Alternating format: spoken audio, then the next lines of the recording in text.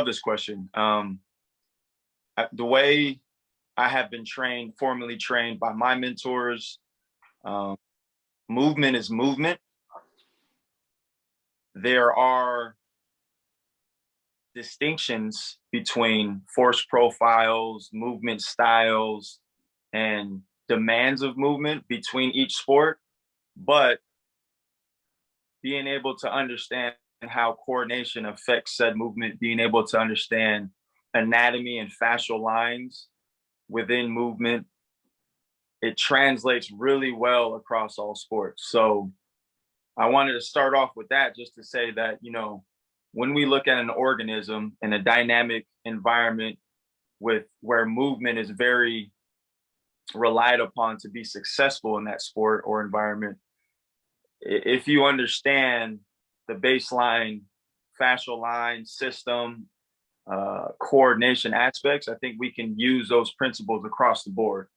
The main differences between these sports is culture. And what I mean by that is an American football culture, off the field work is second nature to us. And I say us because I used to play, meaning we are expected to train in the weight room. We are expected to do sprinting and change of direction and agility drills to make us better football players. However, within basketball, the culture is shifting slowly, but it's not an expectation to train in the weight room. It's not an expectation to do things outside of the basketball court to make you a better mover on the court. And I think that when you see LeBron James publicly say he spends, $1.5 million on an investment in his body, that's helping us as performance coaches that's helping us as performance coaches be more of a valuable or an asset to basketball athletes. But again, the culture isn't train. The culture is play.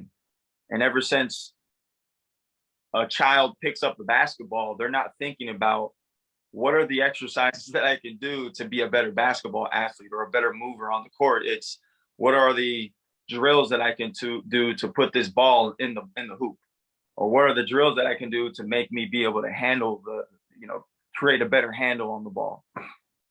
So I think the paradigm shift is evolving slowly with LeBron publicly saying what he's saying. LeBron's LeBron. Obviously, he's 37 years old, playing at the highest level of his career, statistically speaking. So that does speak to how our job as performance coaches is important.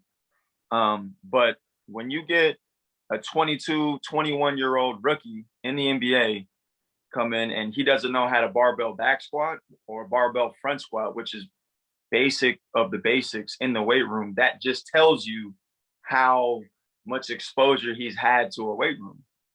So that culture is very, very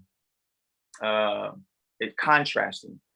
And then in terms of tennis is a very, I want to call it a generational sport. And what I mean by that is they're still using technical idea and philosophy that was learned 30 years ago because it's a generational thing.